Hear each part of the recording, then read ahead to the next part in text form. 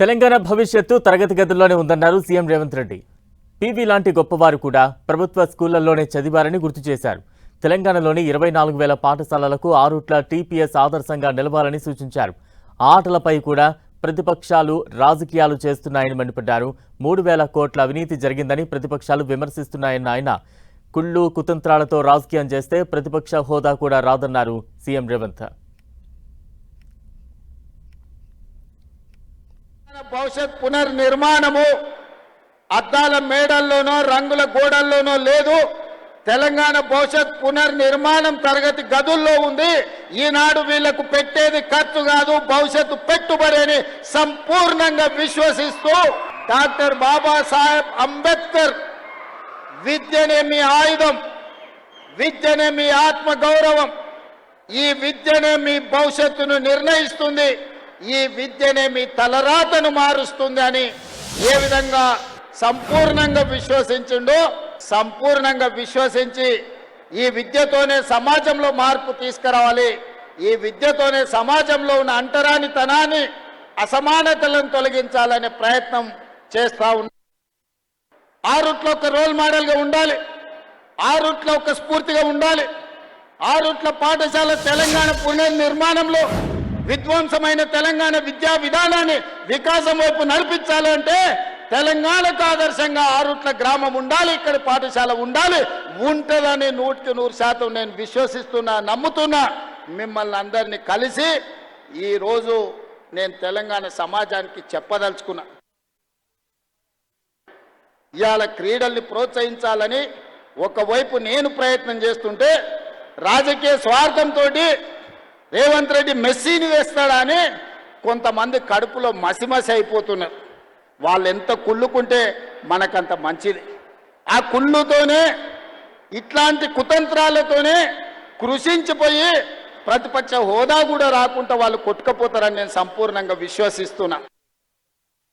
పిల్లలకి ఇవ్వాలి అంతర్జాతీయ ప్రమాణాలతోని అంతర్జాతీయ సంస్థలతోని ఈరోజు టెండర్లు పిలిచి ఇస్తే కమిషన్లకు అలవాటు పడ్డ వాళ్ళు మా మీద కమిషన్ల ఆరోపణలు చేస్తారు. మా మంత్రులు చెప్పారు మేము టెండర్లు పిలిచిందే 685 కోట్లని. ఒక ఆయన చదువుకున్న ఆయన అంటాడు, మరి చదువుకున్నాడు కాబట్టి ఆయనకు గుండు కొట్టుకుంటే ఉన్నమతి పోయిందేమో నాకు తెలియదు, కానీ 3,000 కోట్ల అవినీతి జరిగింది అంటాడు. చదువుకున్నోడు చదువు రానోడు తాటి చెట్టు లెక్క పెరిగిండు. ఇబ్రాహీంపట్నం ఈదుల్లో పెరిగిన తాటి చెట్టు పెరిగినోడికి మతి లేదంటే నేను అర్థం చేసుకుంటా. చదువుకొని ఐపీఎస్ అయినోడు 687 కోట్ల టెండర్ పిలిస్తే 3,000 కోట్ల అవినీతి జరిగిందని ఆరోపణ చేస్తే ఇంకా అతన్ని ఏమనాలో నాకైతే అర్థమైతలేదు. జాలిపడి వదిలేయడం తప్ప నేను విమర్శ చేయదలుచుకోలే. క్రీడల్ని ప్రోత్సహించాలి. 140 కోట్ల మంది జనాభా ఉన్న మనం ఒలింపిక్స్ క్రీడల్లో ఒక్క గోల్డ్ మెడల్ కూడా తేలేకపోతున్నాం.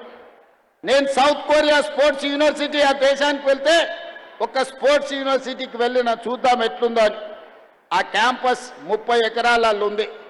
30 ఎకరాల క్యాంపస్లో చదువుకుంటున్న పిల్లలు ఆ దేశానికి 32 గోల్డ్ మెడల్స్ వస్తే ఆ సౌత్ కొరియా స్పోర్ట్స్ యూనివర్సిటీ ఒక్క క్యాంపస్ నుంచి 16 గోల్డ్ మెడల్స్ ఆ పిల్లలు సాధించింది. 140 కోట్ల జనాభా ఉన్న ఈ దేశం ఈనాటి వరకు 75 సంవత్సరాల స్వతంత్ర భారతంలో ఒక్క గోల్డ్ మెడల్ తెచ్చుకోలేదంటే ప్రపంచ దేశాల ముందు తల దించుకోవాల్సిన పరిస్థితి దేశంలో ఉందా లేదా?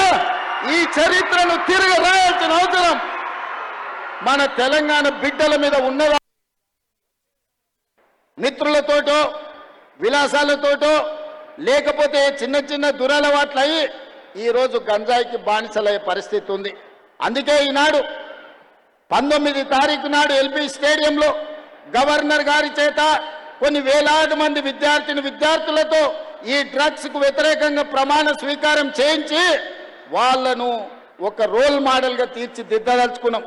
అందుకే ఈ పాఠశాల విద్యార్థులకు నా సూచన, ఎక్కడైనా గంజాయి తాగినట్టు కానీ గంజాయిని చూసినట్టుంటే తక్షణమే పోలీసు వాళ్ళకి చెప్పండి. మీరే మా సమాచార వ్యవస్థ. ఈ సమాజాన్ని బాగు చేసుకునే బాధ్యత మా విద్యార్థుల మీదనే ఉంది. విద్యలో రాణించాలి.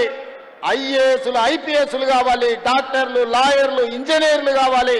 ఈ దేశానికి నాయకత్వం అందించే నాయకులు కావాలి.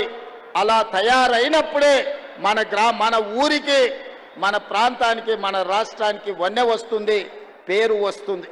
అందుకే మిత్రులారా, ఎవరెన్ని మాట్లాడినా, ఎవరెన్ని విమర్శలు చేసినా, ఈనాడు విద్యాశాఖను ప్రక్షాళన చేసి విధ్వంసమైన విద్యా వ్యవస్థను వికాసం వైపు నడిపించాలి, కేజీ నుంచి పీజీ వరకు అద్భుతమైన విద్యను పేదలకు అందించాలి, విద్యనే కాదు క్రీడలలో ప్రోత్సహించాలని ఈనాడు తెలంగాణ పబ్లిక్ స్కూల్లో నర్సరీ నుంచి 12th వరకు పెట్టుకున్నాం.